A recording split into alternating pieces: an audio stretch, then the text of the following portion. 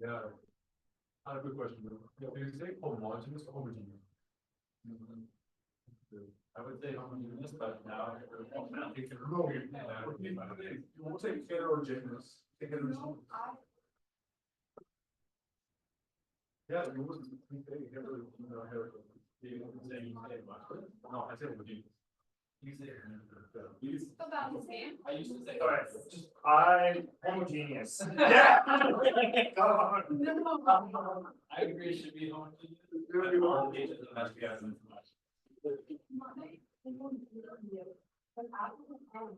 nothing that makes that. Which is.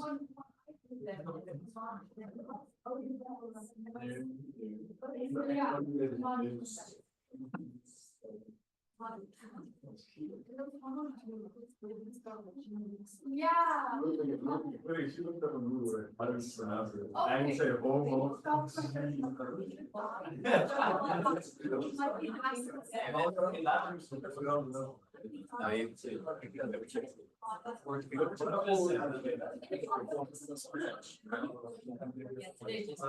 Crazy that you extended it. Yeah. Okay. I think I thought of almost. I haven't looked at it, yeah. I got a full. That's what the. I got a full. I'm not ready. Bit mean, wasn't it? So many trade identities.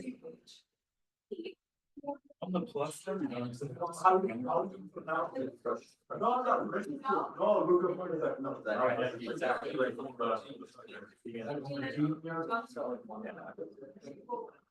And they're all like. I think it's the guy. People like you. Right. It's not. I was like, It's just easily stuff. Yeah. It's that good. No.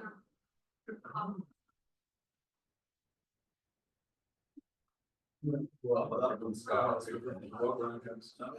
How would you say? How would you do that? All right, so I hope everyone is doing well. So I have most of the assignment ready. I will finish it tonight. We can get it posted tonight, so you can find it on the course website when it's ready. So what we were doing last time is we were talking about this Dirac-Delta function, and where it came from is we noticed that if we took the divergence of this r hat over r squared, it was 0 everywhere except at the origin where it diverges, because we have 1 over r squared, and when r is 0, we blow up to infinity. So we defined this, we called it a generalized function, and we defined it in terms of this gradient of r hat over r squared, and we ended up applying the divergence theorem to this quantity, and the divergence theorem allows us to convert the integral over a volume to a surface integral. We considered a spherical surface of radius capital R surrounding this point r equals 0, and we did the surface integral and we got 4 pi. And so that means the volume integral of this delta function has to also be equal to 4 pi. And I have a mistake here, so we need a factor of 4 pi sitting in there. So the way we guarantee that we save the divergence theorem is by defining this delta function such that it has a volume under it equal to 1. Now, in one dimension, the one-dimensional version of this delta function, delta of x, is usually depicted poorly, something like this. Now, this is a cartoon representation to help our understanding. Of course, we can't really draw the true delta function, where at the origin x equals 0, that would go to infinity, and the width of this thing would be infinitesimal, approaching 0. Yet, the area underneath the curve is equal to 1. So that's kind of the pictorial, I don't know, view of this delta function. Okay, so what I want to do next is that's kind of nice and maybe a bit abstract. What I want to do is I want to see how we can use these delta functions to help us evaluate integrals. Where we will most often encounter the delta function is inside an integral, and we will find that it actually is going to be a great friend to us because it's actually going to help us evaluate these integrals by not actually integrating at all. Okay, and so let's see how that's going to work. Okay, so let's consider the product delta r, so our three-dimensional delta function, and just we're going to multiply it by some function of r. Maybe this is the electric field. I guess this is a scalar function, so maybe this is the electric potential due to some distribution of charges. Well, let's think about this a little bit. The delta function is 0 everywhere except at r equals 0. So most often, we're going to have some function of r times 0 at all values of r until we get to r equals 0. And at that point, this delta function is going to be non-zero. And so this function will have a value f of 0. So this product must be equivalent to delta of r. So that's not going to change, but I'm going to write f of 0 since this delta function is equal to 0 everywhere except r equals 0. All right, so I mean, it doesn't matter what we multiply this thing by when r is not equal to 0, because it's always going to end up being 0, unless you had some weird thing where you're going to multiply it by an infinity, but let's not worry about that. All right, so now what I want to think about is, well, what happens if we integrate that same product? So delta r, f of r, and d tau. So for example, if this was in spherical coordinates, this d tau would be like r squared sine theta, d theta, d phi, dr. So it's going to be some function of r in three-dimensional space. Well, by the argument above, we can just replace f of r by f of 0. But f of 0 is no longer a function of r. This is just a constant. It's just whatever the function is equal to when r is equal to 0. So this is no longer a function of r. It is a constant that can be taken outside the integral. Okay, so if we do that, this is going to be f of 0 times the integral of delta of r d tau. And what's this integral going to be? 1, it's just the volume under the delta function, which is defined to be 1. And so therefore our result is that the integral of delta of r times any function of r integrated over some volume, it's just going to be equal to the value of the function at r equals 0. So this is the value of the function at r equals 0. And notice we didn't do any integration. All we did is we wrote down the value of the function at one point. And so that's what makes integrating with the delta function such a joy. Okay. And all that's required is that the volume that we integrate over has to contain the point where the delta function diverges. So in this case, it would have to contain the point r equals 0. We imagined doing a volume integral last class with a sphere of radius capital R, and so it doesn't matter what the radius is. The radius could be infinite, so we could be integrating over all space, or it could be a tiny sphere that contains the r equals 0 point. The result of this integral would always be the same. Okay, so this is true provided the volume of integration contains the points r equals 0. Okay, so what the delta function does for us in the integral is it selects the value of the function where r is equal to 0. Now, you could see how that could be useful if, imagine we were calculating the mass of a point charge, and we place the point charge at the origin. We could say that the density of the point charge is its mass times delta r.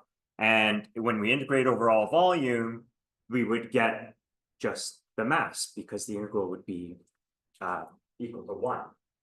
But I don't have to place my point charge at the origin. I could place my point charge at some other point in space, say r equals some vector a. And so what would we do in that case?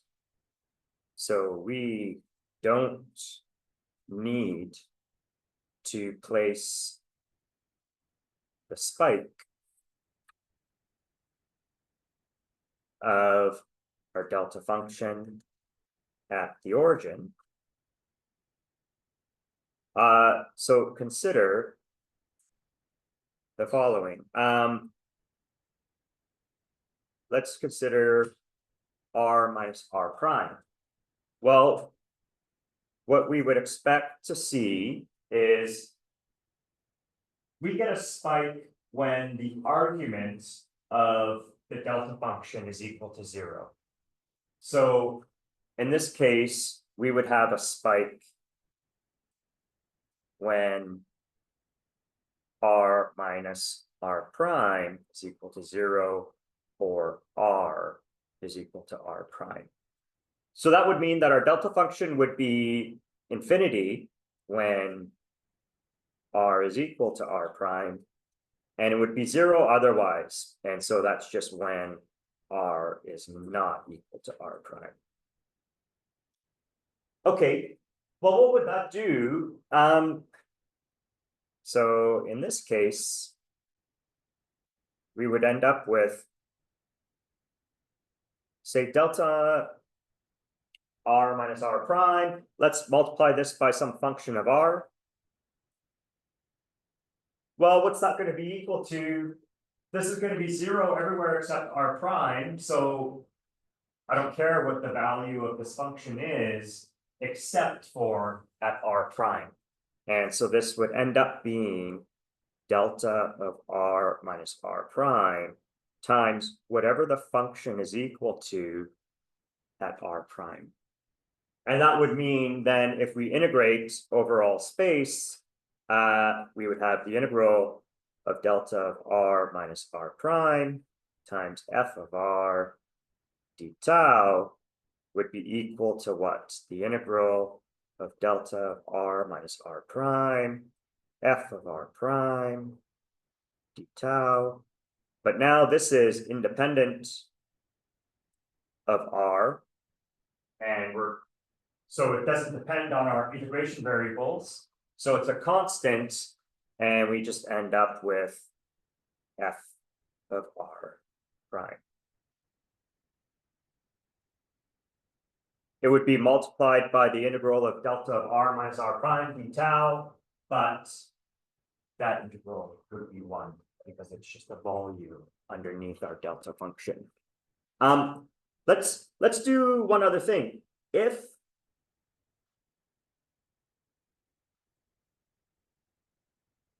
this is equal to 1, as it is, then what are the units of the delta function? What would the units have to be?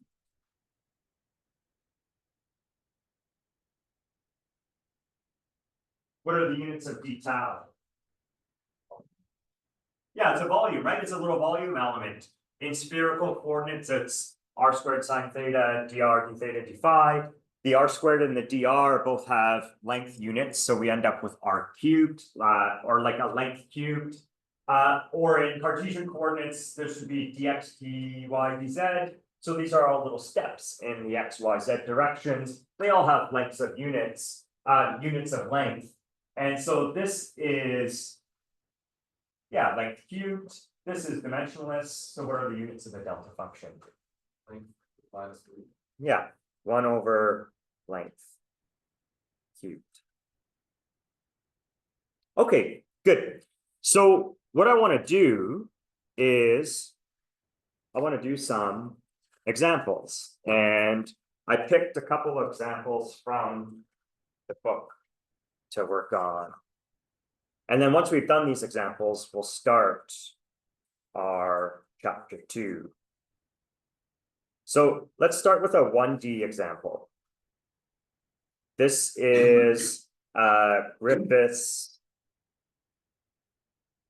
144D.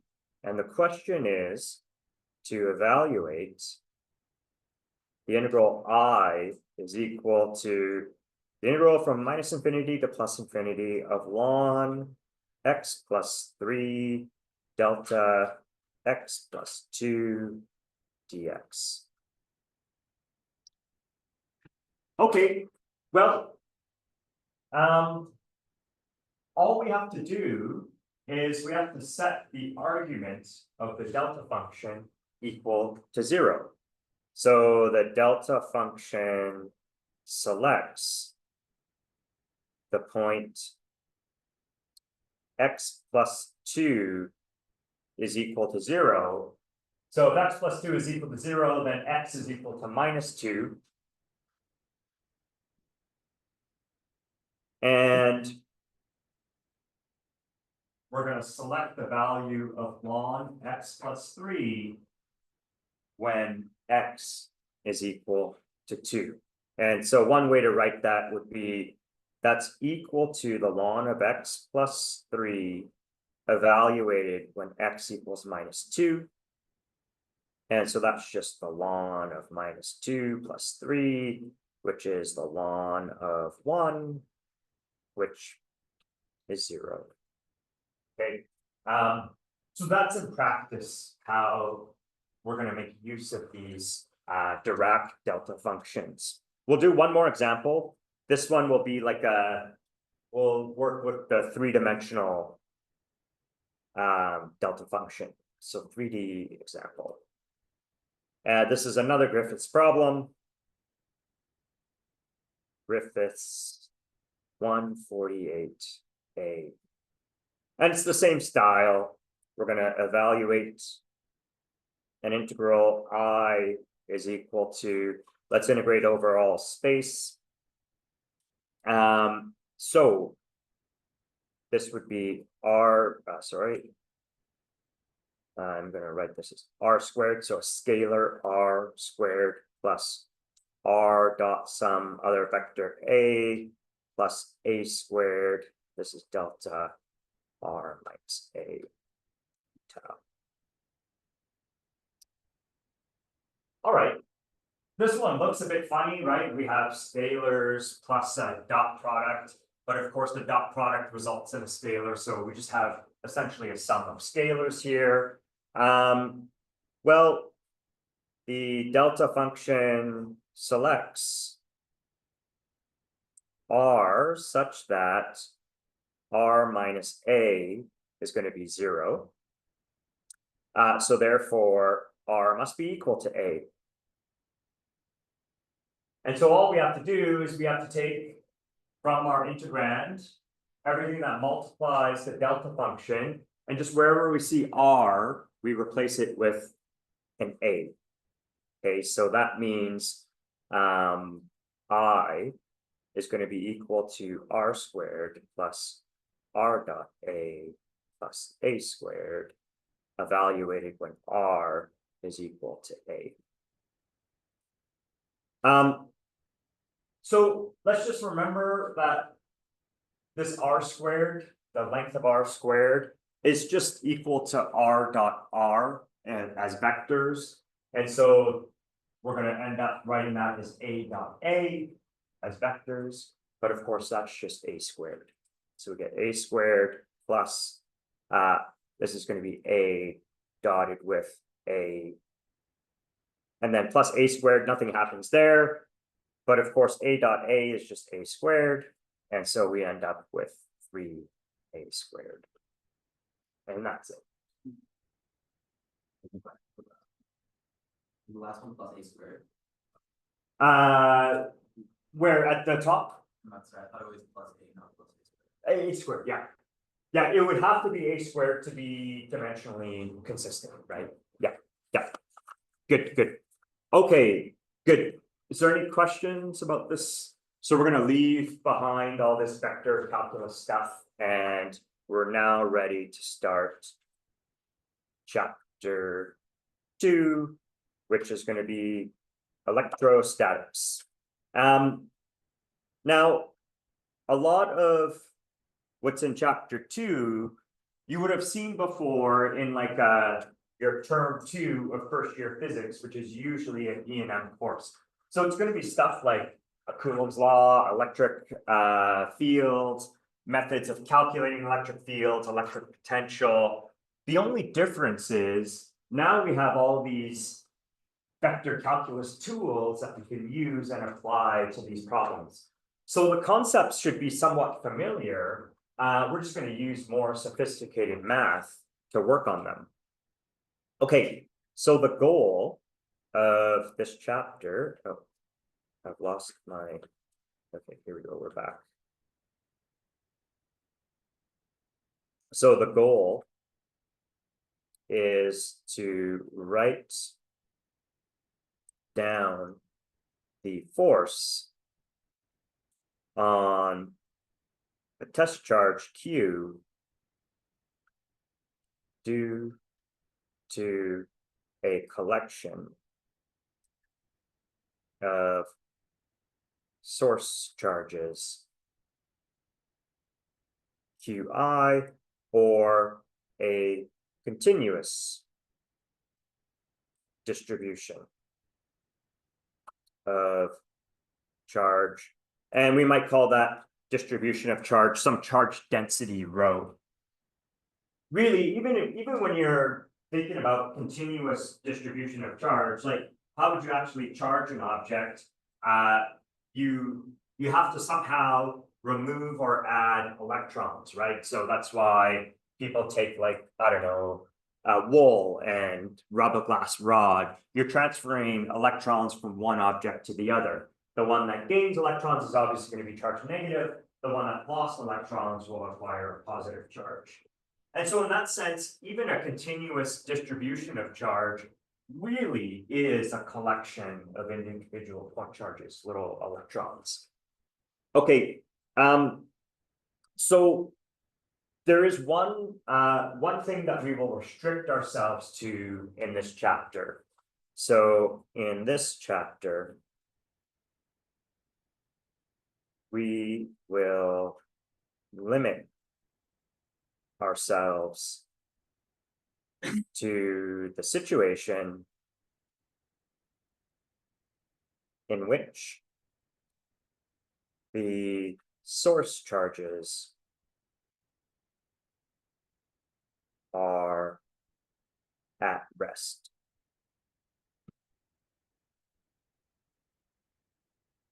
And so that is what's meant by electrostatics.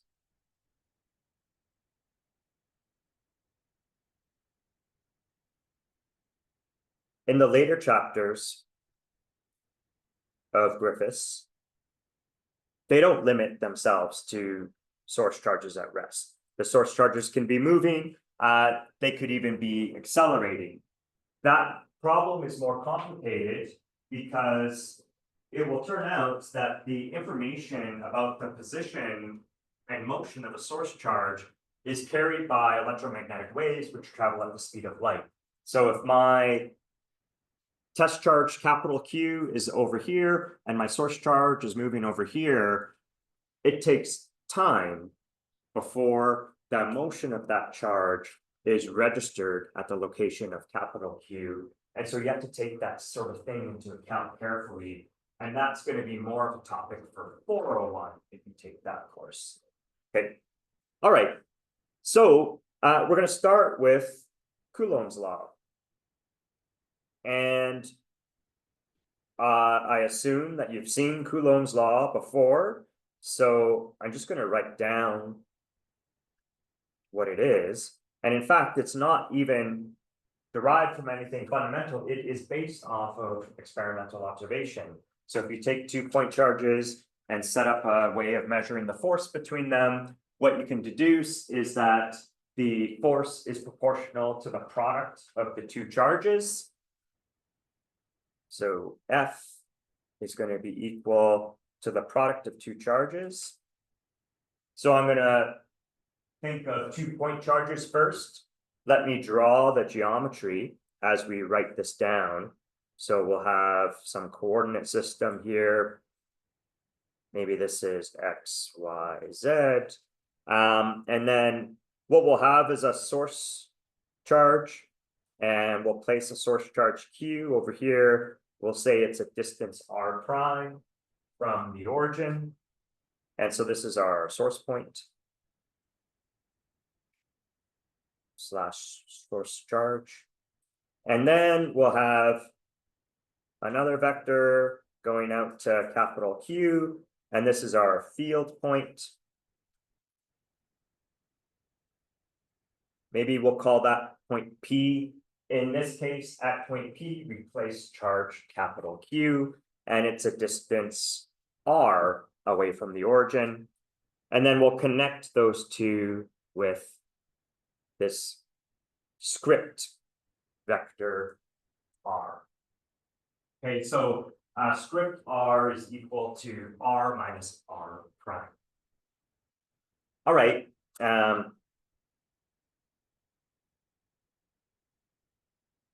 Whoops, sorry, R minus R prime.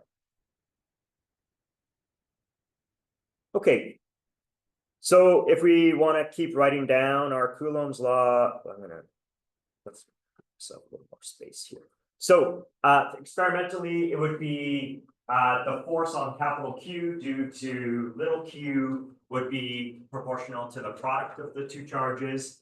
It will be proportional to 1 over the square of the distance between the 2 charges. And so there would be script R squared in the denominator. And it'll be in a direction that is along this vector script R. So if both charges are positive, it'll be a repulsive force, and the force on capital Q will be directed away from little q. It'll be in this direction, and so that defines the script R hat direction. So that's our little unit vector, and our force will be in that direction. If the charges are opposite signs, so one is positive, one is negative, then this product of little q times big Q will be negative. And in that case, the direction of the force will be in the negative R hat direction, which will be an attractive force. So this expression that we're going to write down is valid for both like charges and charges with opposite signs. And then that's it. The only other thing that's left is a constant of proportionality. And the only way to determine that is through experimental measurement. And it's written in a funny way. It's this 1/4 pi epsilon naught. Also, sometimes or often, this 1/4 pi epsilon naught is written in terms of Coulomb's constant Ke. Epsilon naught is 8.85 times 10 to the minus 12 in whatever units are needed to make that consistent. So this would be newtons Coulomb squared over meter squared. So epsilon naught is going to be what? It'll be 1 over newtons meter squared divided by Coulomb squared. Ke is Coulomb's constant. That's 9 times 10 to the 9. But you could just calculate that if you know epsilon naught.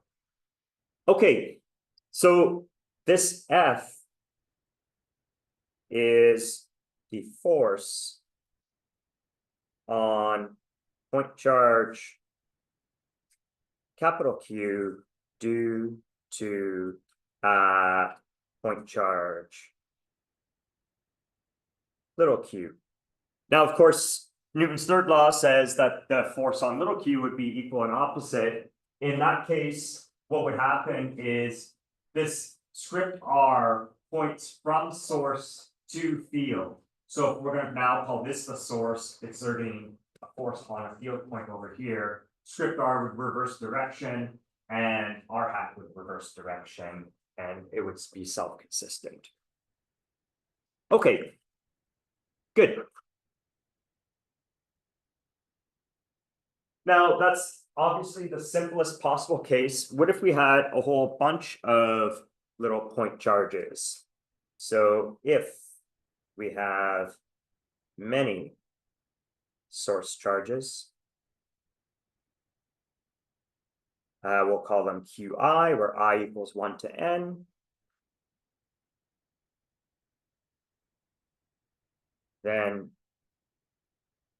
the net force on Q is given by, well, we would find the force on Q due to source charge Q1, and then we find the force on big Q due to source charge Q2, and then we keep going and we add them up as vectors. But we know how to write down the force charges or the force due to point charges. They're all going to have a 1/4 pi epsilon naught. And in fact, they're all going to have a factor of capital Q. The only thing that's going to be different is the value of Qi and the distance from Qi to capital Q. So inside our sum, we'll have I equals 1 to n of, well, let's see, there's going to be a Qi. There's going to be the script I, Ri squared, and there'll be different unit vectors for each of these little point charges. I should draw that as a unit vector. And so this thing is called the superposition principle. The exact same thing works for like the gravitational forces between point masses. So if you wanted to know the net force on some planet in a solar system, you would do a superposition of the forces due to all the surrounding planets and, you know, if there's like a sun, a star or something nearby, you can include all that stuff. Okay, so that's all pretty much, I think, what you would expect to see. What we're going to do is we're going to define an electric field, and that electric field is going to be a property of all the source charges. And so the picture we're going to have is, if I have a test charge capital Q, and I want to know the force on it when I place it in some region of space near some source charges, we're going to have the picture where the source charges create an electric field in the surrounding space. That electric field is due to the vector sum of the electric fields due to all the individual point charges. And when I place a test charge in that region of space, the force that it will feel is capital Q, its own charge, times whatever that electric field is. So we can express the net force on Q in terms of an electric field, capital E, that is due to a collection of source charges QI. So the way we'll do it is we'll say the force is Q times E, or equivalently, the electric field is the force per unit charge.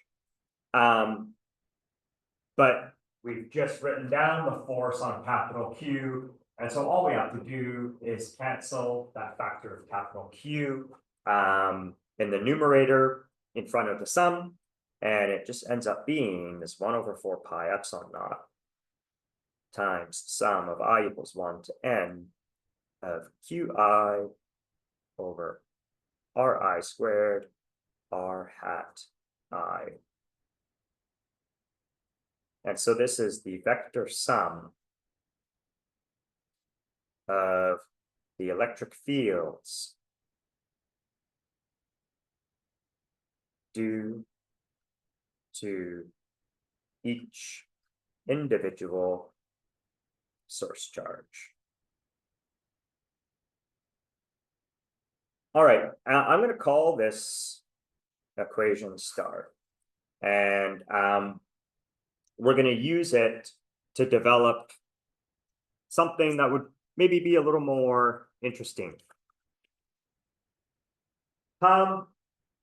So that more interesting, more challenging problem is, all right, I know that all charges really are in these individual point charges, but I could take an object and I can give it a charge of whatever, some number of microcoulombs, but that really would represent like millions or billions of individual electrons. And so I don't want to do this sum over millions and billions. I don't want to do this discrete sum. I'm going to express that as a continuous charge distribution. Okay, so continuous charge distributions.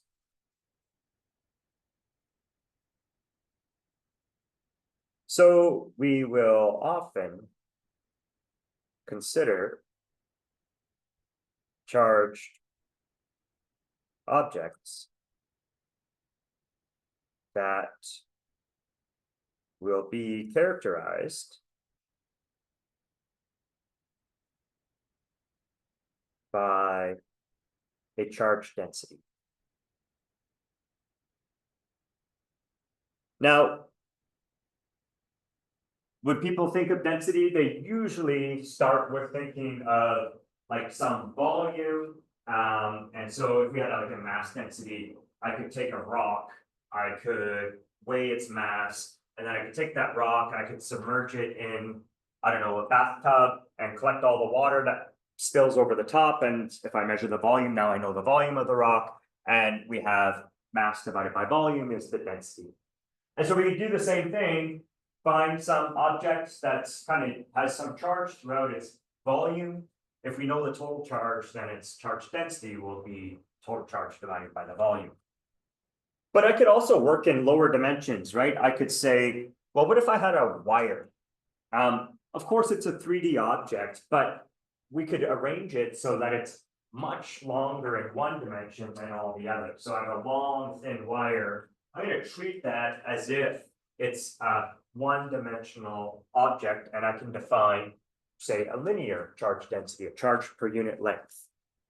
So we can have, well, a linear charge density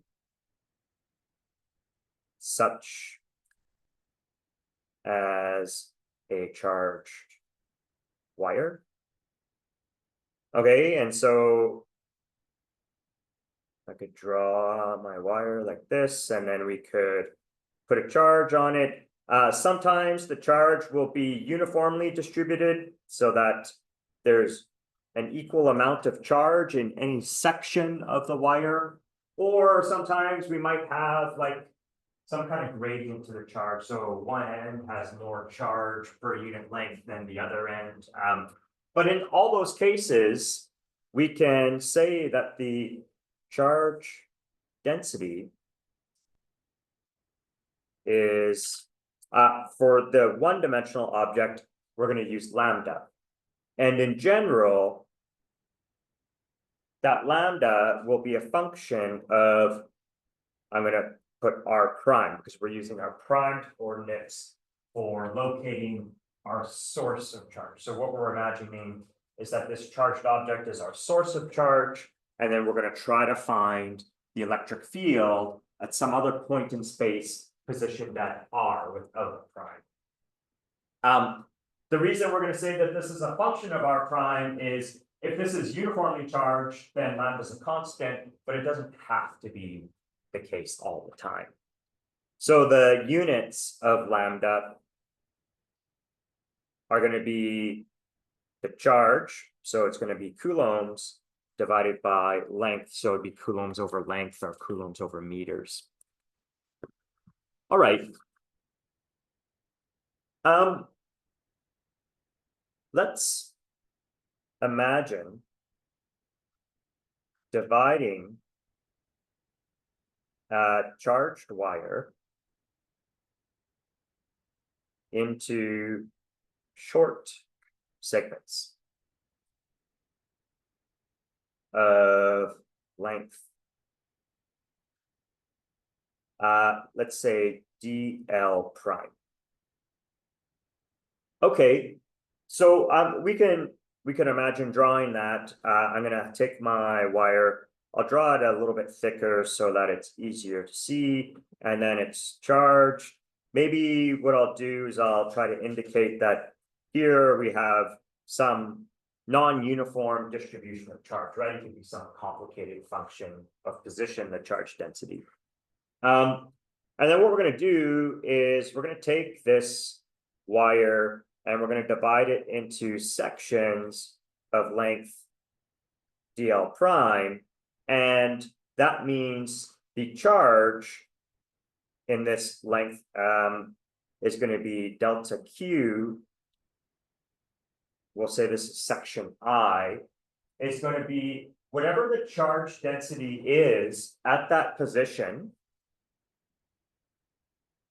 Okay, and so here we're at one of the higher charge densities at this end of the wire. So lambda is some big number. And so that's the charge per unit length. If I multiply it by the length of that section, this is how much charge is located in this region. And the idea is, if I want to know the electric field due to this charged wire, what I'm going to do is I'm going to treat this little piece of the wire as a point charge. I know how to calculate the electric field of a point charge at some other position. It's just going to be Q which we've now calculated, divided by distance squared to wherever we're going, times like the appropriate vector. And then I'm gonna do that for the next little segment, and then the next one, and the next one, and the next one, and the next one. I'm gonna add up all those contributions as a vector, and now I know the net electric field at this point in space. So we treat the object as if it's a collection of these little point charges and then add them up. Of course, we're gonna end up taking the limit that this dl prime goes to 0, and we'll express that sum as an integral. Okay, so we treat each segment as a point charge, and then we're going to add the contributions of each segment to find the net electric field at some point in space. Okay, so to do that, we're going to use our equation star.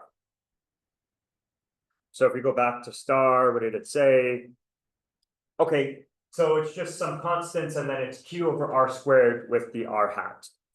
All right, so let's try to write some of this stuff down. E is going to be approximately equal to 1 over 4 pi epsilon naught, and it's going to be the sum of, well, the charge of each segment divided by the distance from that segment to whatever point P we're interested in, and we square that distance. And then we have our unit vector. Unit vector will be different for every segment, so it has a subscript I. All right. Then what we'll do is we'll put in this lambda dl prime, or the charge, delta q. And so this is going to be 1 over 4 pi epsilon naught sum of I lambda of r prime. Lambda of prime. We have the dl prime, then we divide by r squared, and then we have our r hat. Okay, and so now we finally can take our limit that delta L prime goes to 0.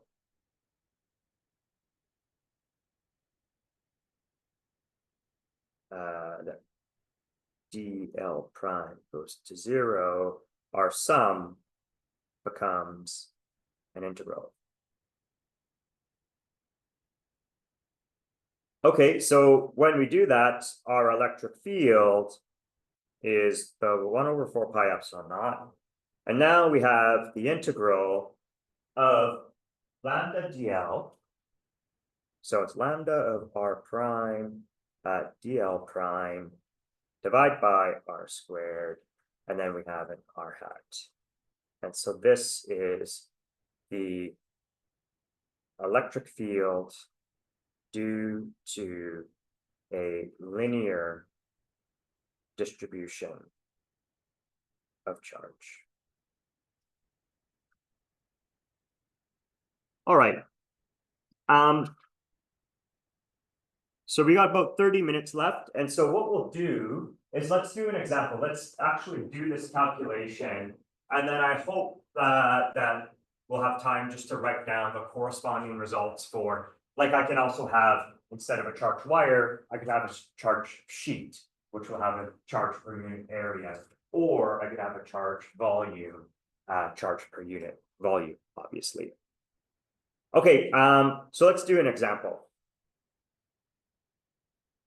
This is an example. I've made a slight change to an example that's in Griffiths, but it's pretty similar.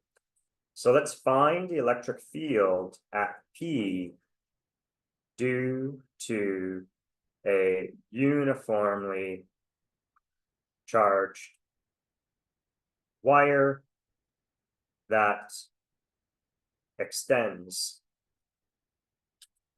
from, say, x equals 0 to L. All right, so I'll try to draw this picture. Here's going to be my x-axis. Here's my y-axis. My wire is going to go from x equals 0 to x equals L, like so. And so there's my wire, like that. And so this is the position x equals L, and here's the position x equals 0. My point P is going to sit here on the y-axis. And what we'll do is we'll do the same little scheme that we thought of before, where I take a section of this wire. Because it's along the x-axis, I'll say the length of this section is dx. That means the charge is lambda of x dx. Now, in this case, our wire was said to be uniformly charged. So since the wire is uniformly charged, that means lambda is just the total charge of the wire divided by the total length of the wire. So this is the total charge of the wire. That's a little, I'm going to change this to a little q, just because in our previous notes, we've used little q as our source charge. And so this is our source of charge, creating an electric field at point P. Okay, good. So what we're going to imagine then is that what we have for this little section, this little segment of our wire, is it's a certain distance away from point P, and that distance is right here. And so what I'm going to do is I'm going to say the height of point P is a distance y from the origin, and this segment is a distance x from the origin. That means this length is x squared plus y squared, because we obviously have a right angle triangle. I'll also define an angle theta. So before we get to actually doing the calculation, let's assume that this wire is charged positively, just for the sake of argument. I want to know what is the direction of the electric field due to just this segment of the wire. Yeah, it's going to be along this line that I drew, that I've labeled x squared plus y squared, right? If it's a positive charge, then the electric field will point away from that little segment. And so that means our electric field due to just this little piece would be sitting something like this. What we're going to have to do is we're going to have to separately consider the x and y components of this electric field. Because if I choose a different segment over here, the electric field will point in a slightly different direction. And I can't just add them up directly because their directions aren't aligned. But if I break everything into x and y components, then of course the x components of all the segments will point in the same direction. They'll just have different lengths, different contributions, but I can still just add them up, and the same for the y components.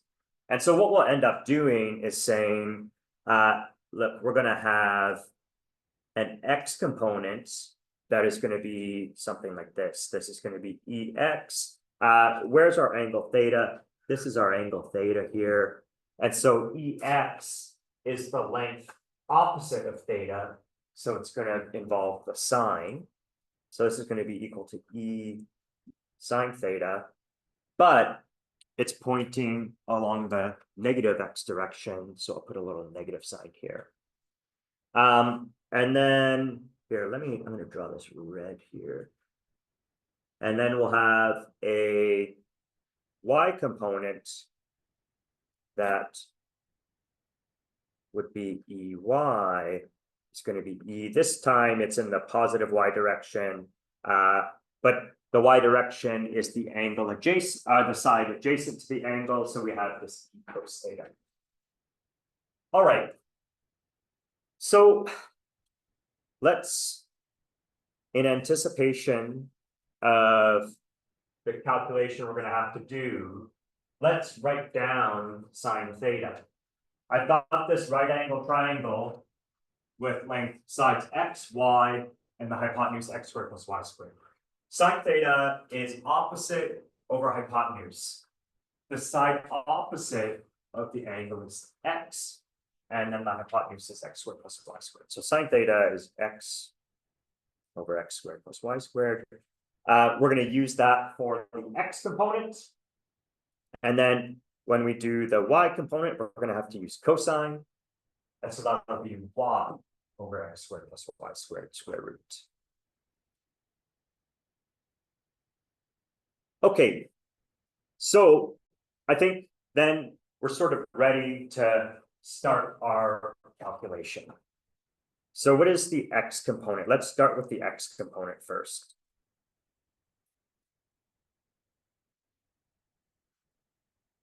Okay, so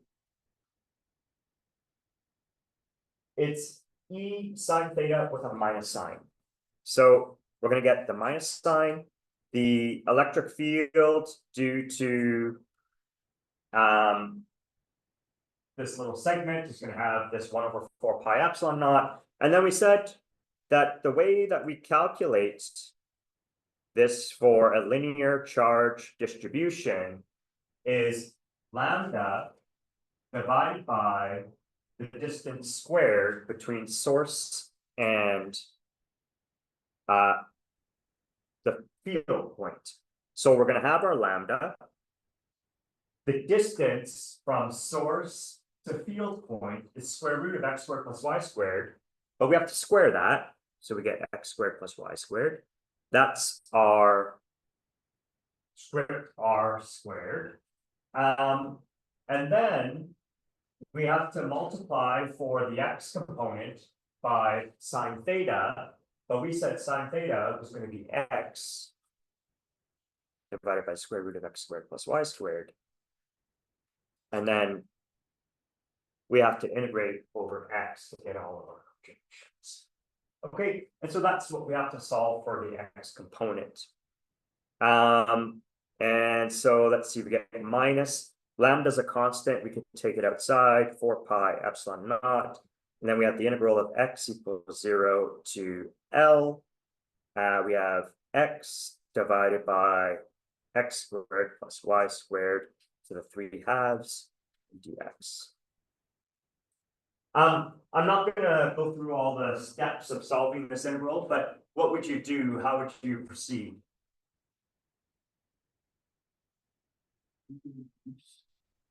Yeah, we're going to do a u substitution. What are we going to substitute? Yeah, substitution will be, yeah, exactly. So we'll say u is x squared plus y squared. So therefore du is 2x dx, which leads to x dx is du over 2. And I'll let you work through those details. So we're going to write x times dx as du over 2. And this denominator will become u to the 3 halves. And so then you're just integrating u to the minus 3 halves, which is straightforward. Okay. What you're going to end up with is we're going to find we'll find that ex is going to be equal to minus lambda over 4 pi epsilon naught.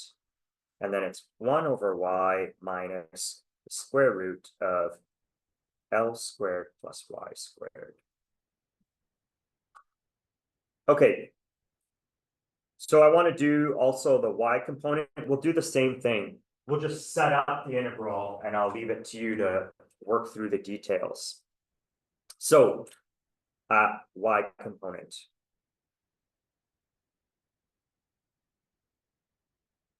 It's gonna look the same. The only difference is, well, what's the difference? What's the only thing we're gonna change here? Yeah, so no negative, and then instead of sine, we'll use the cosine, and the only difference is that the cosine has a y instead of x. Okay, and so let's see what that looks like when we actually implement it. So ey, there's no negative sign, so 1 over 4 pi epsilon naught. It's still an integral over x because our wire is along the x-axis. We have lambda, and then we have x squared plus y squared, and then we have y over the square root of x squared plus y squared dx. Okay, so this time what we can take out is we can take out lambda like we did before, but y is also a constant. Our point is just sitting at a fixed position on the y-axis, so that's not changing.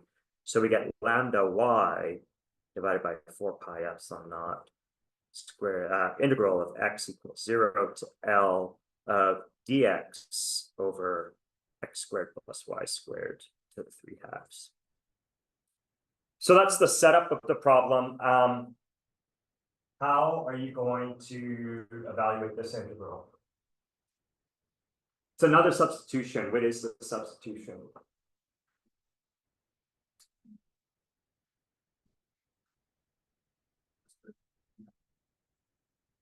No. Substitution of this one's a little bit trickier. It's a trig substitution, and it's y is equal to tan theta. The reason this works is because if I do a dx, y is a constant, so I don't care about that.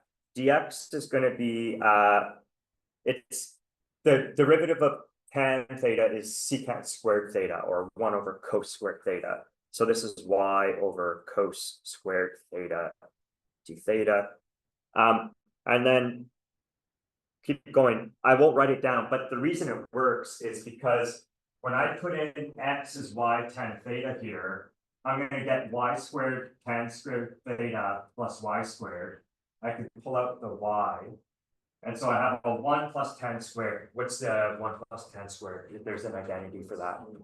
The secant squared. And so that secant squared, or the 1 over cos squared, will cancel this thing. That's why the trig function works. Okay, so when you do the calculation, and you should do it, we end up with, where's the answer? Here it is. Ey. So we're going to find Ey is equal to lambda L divided by 4 pi epsilon naught y square root of L squared plus y squared. But what's L times y? Oh, sorry, lambda times L. Q, right? Lambda is the charge density. We said it's a uniformly charged rod. L is the length of the rod or the wire, and so the product is just Q. So recall that lambda L is just equal to the total charge. So therefore, Ey is equal to Q over 4 pi epsilon naught y square root of L squared plus y squared. Okay, so we now have our two components, and so of course the electric field is the x component in the x direction plus the y component in the y direction. Let's just go look at the, yeah, there it is. So Ex is there. So there's, we fit these two on there, there they are. So before moving on, I want to do one other thing, and I want to imagine what happens if we take the limit that y is really, really huge. So let's go back and look at our picture. So y represents the distance from our point P to the charged wire. So what happens if what does the charged wire look like if Y becomes massive? A point charge, okay? And what would the electric field look like from a point charge at point P if we're really far away? Yeah, that's right. What I guess I should have asked a better question. What is the direction of that electric field? Straight up, okay? And so let's test that limit. So let's check the limit that Y goes to infinity. In this case, we expect the wire to look like a point charge such that EX should go to 0 and EY should go to 1 over 4 pi epsilon naught, the total charge divided by Y squared, the distance from the wire to our observation point. So let's try. So X component when Y goes to infinity. Well, what was the X component? It was like this. So Y goes to infinity. The first term is 1 over Y, 1 over infinity goes to 0. The next term is 1 over L squared plus Y squared. But if Y becomes huge, I can ignore the L squared, and I have square root of Y squared becomes Y. So we have 1 over Y that goes to 0 when Y goes to infinity. Okay, so we end up with a 0 minus 0 inside these square brackets. So the 1 over Y goes to 0, and the 1 over the square root of L squared plus Y squared goes to 1 over the square root of Y squared, which goes to 1 over Y, which goes to 0. And so therefore, EX equals 0 as expected. So the Y component when Y goes to infinity. Okay, well, let's see. We're gonna have a 1 over Y, and we're gonna have an L squared plus Y squared. So let's just write it down. So 1 over 4 pi epsilon naught, and then it's a Q. Was it Y square root of L squared plus Y squared? I think that's what it was. Yeah. Okay, so that's gonna go to 1 over 4 pi epsilon naught Q over Y square root of, okay, Y gets large, we ignore the L squared. So we have square root of Y squared, which is Y, then we get Y times Y, which is Y squared. And so we end up with 1 over 4 pi epsilon naught Q over Y squared. And that was our prediction. Okay, so that's generally always a really nice test to do if you can. If you can imagine a scenario where when you move far away from your distribution of charge, does it approach some limit that you can guess that it should approach? And those are easy tests to do that also help develop your intuition a little bit. Okay, how are we doing time-wise? We've got 10 minutes left. Yeah. Like in the X case, anytime is the 1 over Y, we're assuming it's 0, and then Y case, we're not assuming. Yeah, you know what? I didn't have to. Maybe a better way to do the X case is just to leave this as 1 over Y. So it's just going to be some small number. But then this one is also going to become 1 over Y. But then we have 1 over Y minus 1 over Y, which goes to 0. So maybe that's a better way to make that argument. Okay, so now let's get back to, there it is. Let's get back to our discussion of different kinds of charge densities. So we likewise can write expressions for surface charge densities. So for a surface charge density, we will denote that as sigma.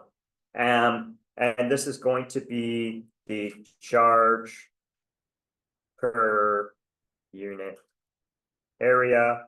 And so the units of sigma are going to be like coulombs over length squared or coulombs over meter squared. And volume charge densities. So rho is the charge per unit volume. That's unit volume. And so the units of rho will be coulombs per cubic meter. And we could calculate electric fields due to these things using expressions analogous to this. If we had a surface, we would divide the surface into little patches of little square patches. The charge of each little patch would be sigma at that position times the area of the patch, dA. So instead of a lambda dl prime, we would have a sigma dA prime. Everything else is the same, right? Then we just add up the contributions from each patch that we treat as a point charge.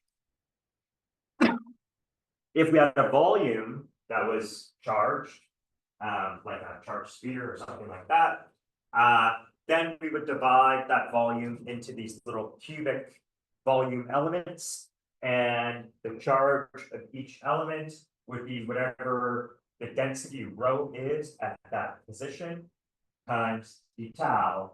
Everything else stays the same. Okay, so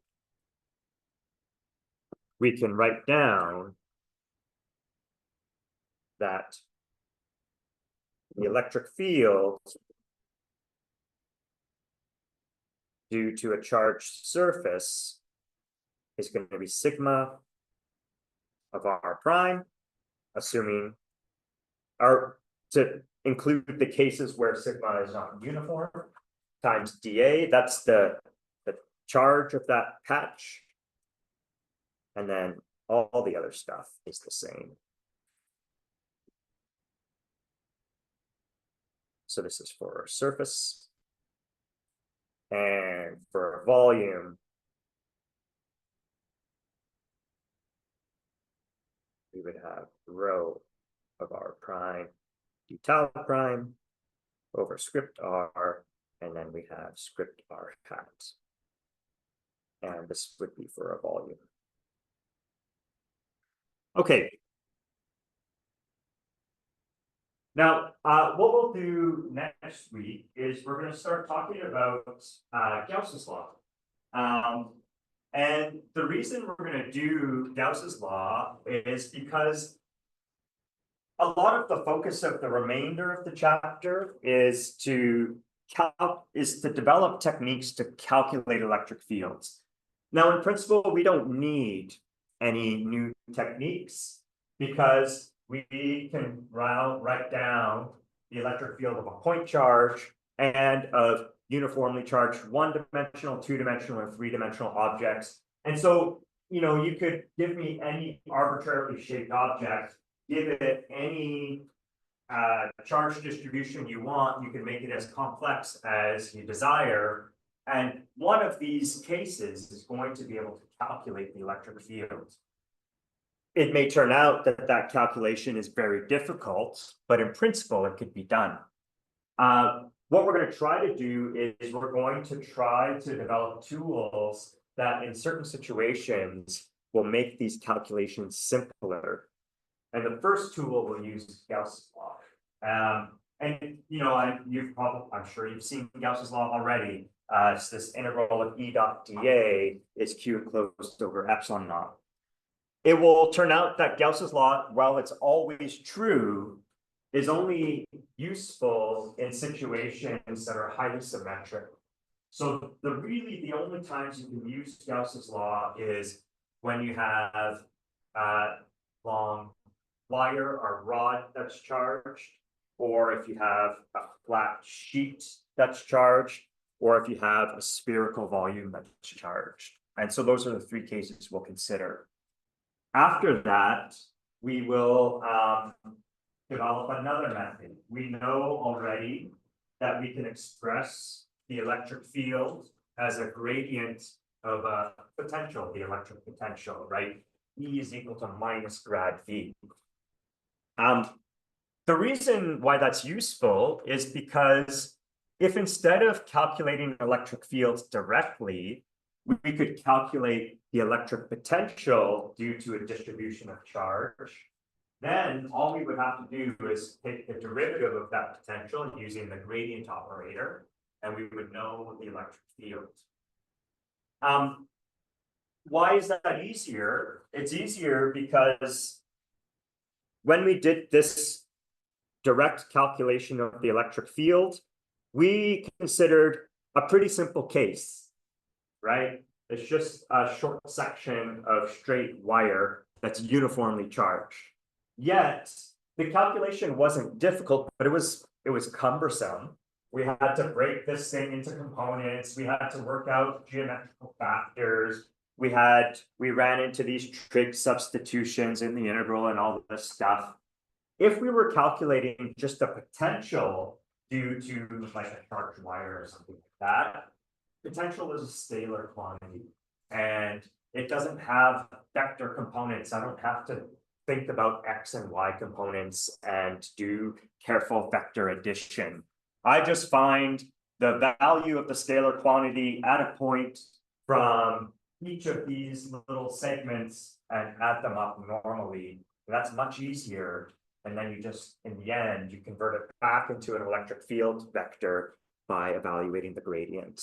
And so that's what we'll start with next week is we'll start with Gauss's law, and then we'll start talking about potentials, and we'll kind of go as far as we can with this electrostatics in chapter 2. Okay, good. So thank you very much. Assignment will come out tonight, and I will see you on Monday. No, probably not. It'll be, I won't make it due next week, but it'll be probably the Monday after. Unless the Monday after happens to be the 30th, which would be that Truth and Reconciliation Day. So, yeah. All right, good. Thanks very much, everyone.